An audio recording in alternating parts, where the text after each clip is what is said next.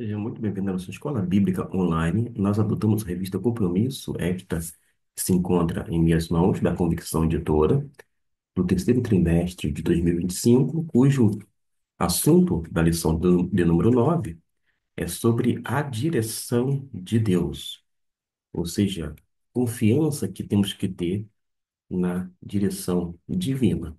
O texto bíblico, conforme está na nossa revista, página de número 42, encontra-se em Mateus capítulo 6, versículo 25 até o 32. Eu quero, com este vídeo, oferecer algum suporte para os professores quando dão alunos interessados da escola bíblica dominical.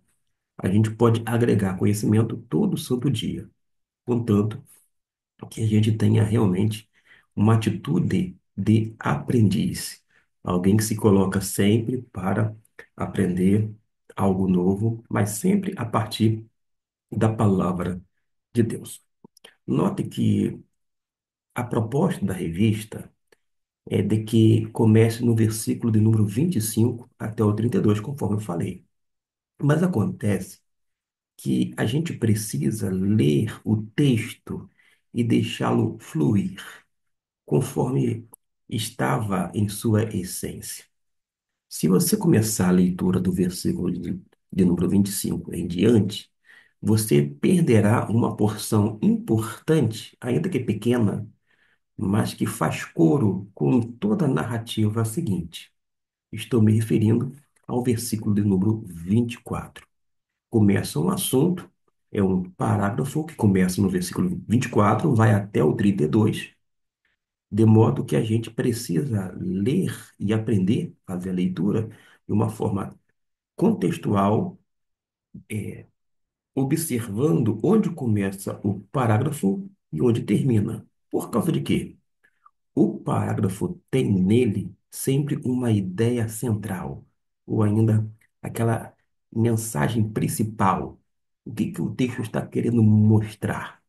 E a gente não precisa se prender aos pormenores, mas observar aquilo que é essencial, conforme está em cada parágrafo. Pois bem, observe que no versículo de número 25 começa com esta expressão aqui: por isso. Tá ok? Deixei destacado. Por isso. Note que é um vocábulo conectivo. Quando fala por isso, está mostrando textualmente, gramaticalmente, que está conectado, está anexado a algo dito anterior.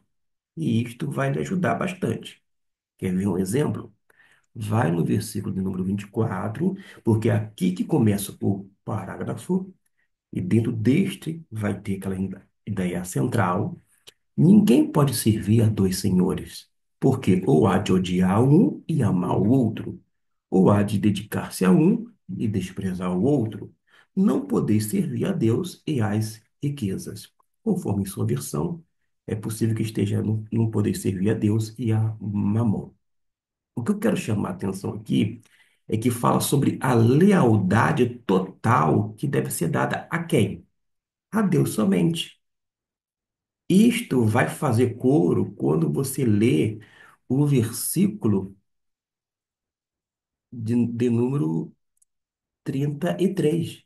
Mas buscai primeiro o seu reino e a sua justiça, e todas estas coisas vos serão acrescentadas. A ênfase da minha parte é nessa parte inicial. Mas buscai primeiro o seu reino, ou seja, o reino de Deus. Você já tem a informação inicial de que você tem que ser leal completamente ao Senhor. Você não tem como servir a um ou ao outro, correto? E se você tem que ter lealdade e colocar ele como prioridade, a ideia, vou dizer assim, é a mesma. E isto precisa ser considerado quando a gente lê esse texto, ou ainda esse parágrafo.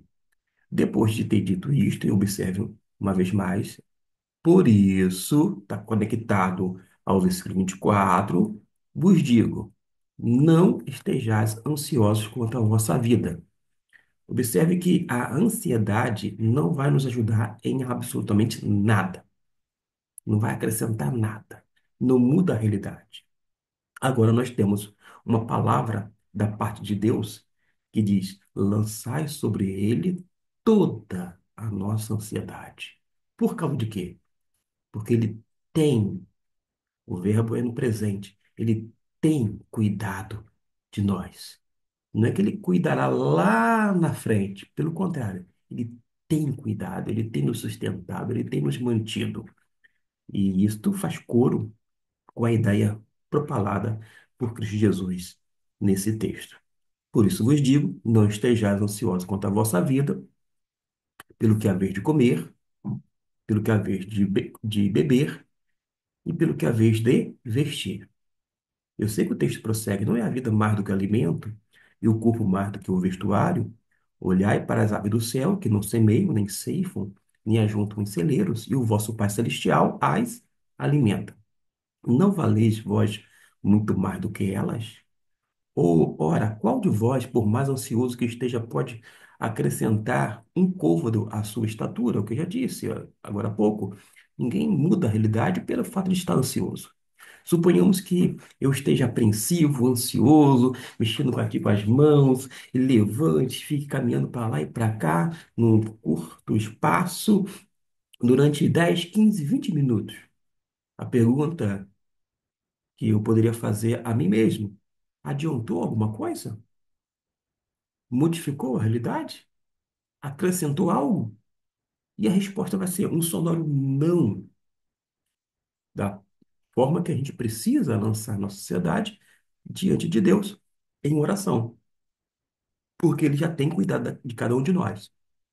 Mas acontece que comer, beber e vestir são as questões básicas da nossa vida e da nossa vivência, quando não sobrevivência. Deste modo, Jesus está mostrando que o Pai Celestial é o Pai, vou aqui destacar, é o Pai Celestial que faz, que as alimenta, que sustenta, é o Pai Celestial que nos mantém. E eu gosto da expressão citada pelo apóstolo Paulo, de Poetas, que diz assim: porque nele, isto é, em Deus, nós vivemos, existimos e nos movemos. Tudo reside no fato de que Deus é a verdadeira vida e vida que nos mantém, uma vida que nos dá substância, uma vida que nos dá sentido, entre outras coisas. E que a gente vai observar quando a gente lê os versículos seguintes, e pelo que haveis de vestir, porque andas ansiosos? Uma vez mais pergunta: olhai para os lírios do campo, olha só os elementos, as figuras que são colocadas dentro do texto para nós hoje, como crescem, não trabalham nem fiam. Contudo, vos digo que nem mesmo Salomão, em toda a sua glória, se vestiu como um deles. Aí, 30 para fazer a gente aquietar o nosso coração. Pois, se Deus assim veste a erva do campo, que hoje existe e amanhã é lançada no forno, quanto mais a vós, a vocês, homens de pouca fé. Mas Jesus chama homens de pouca fé, não no sentido de criticar de forma ácida, para nos destruir, para nos humilhar. Pelo contrário, menciona que o Pai Celestial alimenta, que cuida, que provê todas as coisas. Olha, deixe de ficar ansioso. Saiba que eu cuido dessas questões básicas do viver. E não é à toa que no versículo 31, portanto, não vos inquieteis, dizendo: que havemos de comer? O que haveremos de beber? Ou com que nos havemos de vestir? Repito, são elementos basilares da nossa vivência. Verso 32: pois todas estas coisas os gentios procuram, porque vosso Pai Celestial sabe que precisais de tudo isso. Vou fazer aqui um destaque. O que Deus sabe o que Deus sabe da nossa necessidade, de tudo isso? Tudo isso o quê? Do comer, do beber e do vestir. E no versículo 33, meus irmãos, diz assim: mas buscai primeiro o quê? O seu reino. Mas o quê? E a sua justiça. E, como consequência, e todas estas coisas. Que coisas são estas? Às quais ele já se referiu anteriormente. As questões básicas: comer, beber e vestir. Observe que, vez ou outra, você pode ouvir um pregador dizer: porque todas as coisas vos serão acrescentadas. Quando fala todas as coisas, todas são todas mesmos, mas não diz o texto desta maneira. Fala todas estas coisas. Aí você precisa fazer uma pergunta ao texto: que coisas são estas? O texto vai lhe responder através de uma análise mais detalhada, indo para o contexto imediato e constatando através da observação que, neste caso, refere-se ao comer, beber e vestir. Por conta disto, o nosso coração pode se aquietar, deixar a ansiedade para lá. Por causa de quê, meus irmãos? Porque o próprio Jesus vai dizer: não vos inquieteis, pois pelo dia de manhã, porque o dia de amanhã cuidará de si mesmo. Basta a cada dia o seu mal. Aí alguém vai dizer assim: que coisa, termina que basta cada dia o seu mal. Note que não é um mal com U, que teria uma outra significação, mas refere-se ao mal com L. Em outras palavras, basta cada dia a sua própria dificuldade, a sua luta. Enfim, viva um dia de cada vez. Como? Confiando na provisão de Deus, tendo um relacionamento com o Senhor.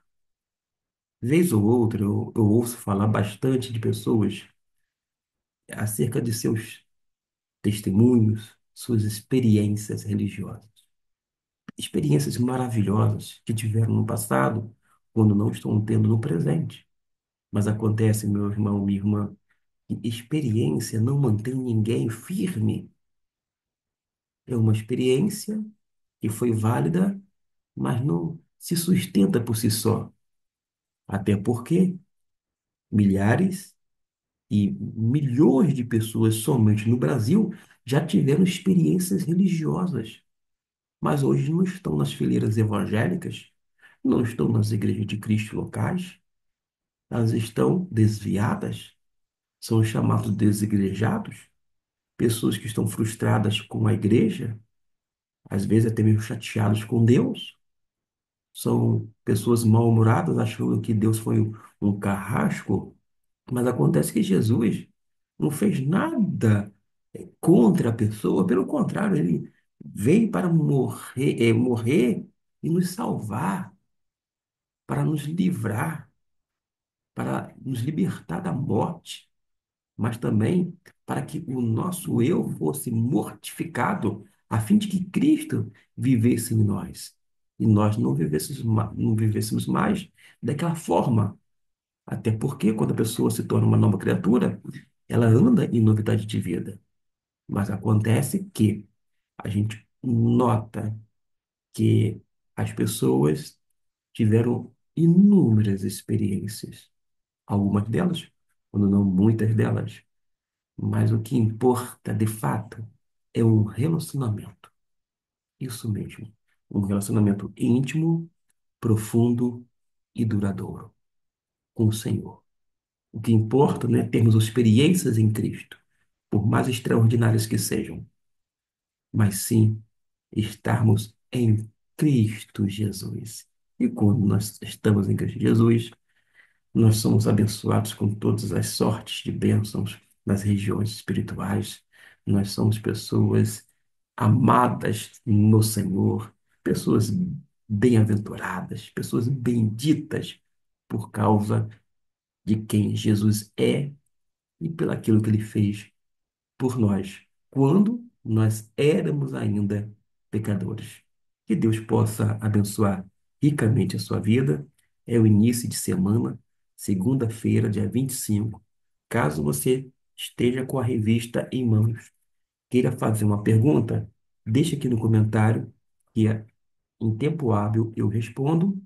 Quando não, quando gravar o vídeo a respeito do conteúdo da revista, no decorrer desta semana, eu posso fazer, abrir um espaço e fazer, oferecer as respostas. Que Deus o abençoe rica e abundantemente a sua vida.